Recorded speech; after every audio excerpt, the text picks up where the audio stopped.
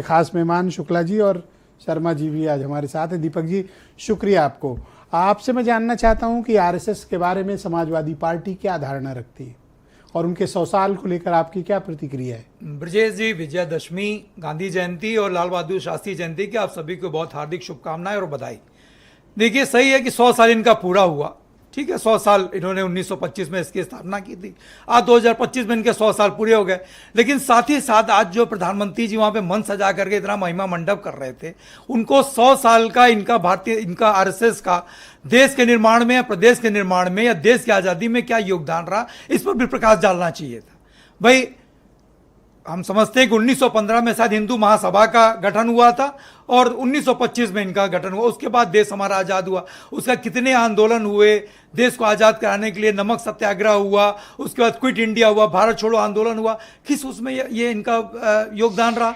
इन सारी चीज़ों को भी जो है इनको, अच्छा देखिए, आज मोदी जी या भारतीय जनता पार्टी के लोग आज महिमा मंडप कर रहे हैं और जो इनके राष्ट्रीय अध्यक्ष हैं, क्योंकि अभी तक कोई नया राष्ट्रीय अध्यक्ष तो खोज नहीं पाए, जिस राष्ट्रीय अध्यक्ष से काम चला रहे हैं, अभी कुछ महीने पहले या मैं समझता हूँ साल भर पहले या 2024 के चुनाव के आसपास यही जेपी नड्डा साहब थे, यही कह रहे थे कि अब आरएसएस की हमको जरूरत नहीं।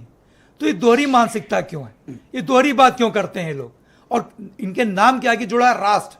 इसी राष्ट्र में आधी आबादी भी आती है, 85% लोग भी आते हैं। अभी सुरेंद्र भाई ने कहा, जो एक फ्लो में इन्होंने बताया, SC ST वर्ग के भी लोग आते हैं और पिछड़े जाति के भी लोग आते हैं। उच्च पद पे इन्होंने किसको बिठाने का काम किया? नाम तो उन्होंने राष्ट्र का दिया और ये कहते हैं भाई देश हमारा संविधान से चलेगा कि इनके संविधान फाड़ने से देश चलेगा।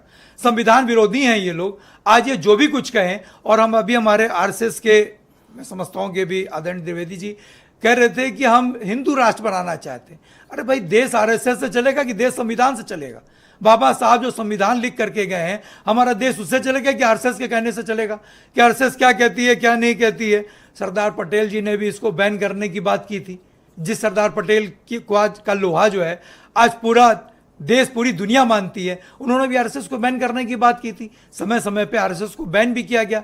देखिए, भारतीय जनता पार्टी और आरएसएस जो है, ये एक सिक्के के दो पहलू हैं। ये दोनों मिल करके जो है देश को बेवकूफ बनाने का काम कर रहे हैं। हिंदुस्तान की महान नहीं, थोड़ा सा अच्छा बोलिए। हिंदुस्तान की देवतुल्य जनता को, महान जनता को लोग बेवकूफ बनाने का काम कर रहे हैं।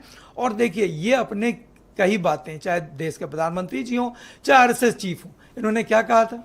भाई, दूसरे को तो आप ले आओगे 75 साल पूरा होने के बाद, लेकिन खुद जब आपके ऊपर आएगा, जब आप अभी 100 साल तो आप मना रहे हो, अभी कुछ दिन पहले सितंबर में ही दोनों लोगों ने अपना 75 साल मनाया। अपने की बातों को तो आप पूरा करते, जो आपने कहा था, जो खुद आप कह रहे हो, तो देश आपकी किस बात पे आप यकीन करें?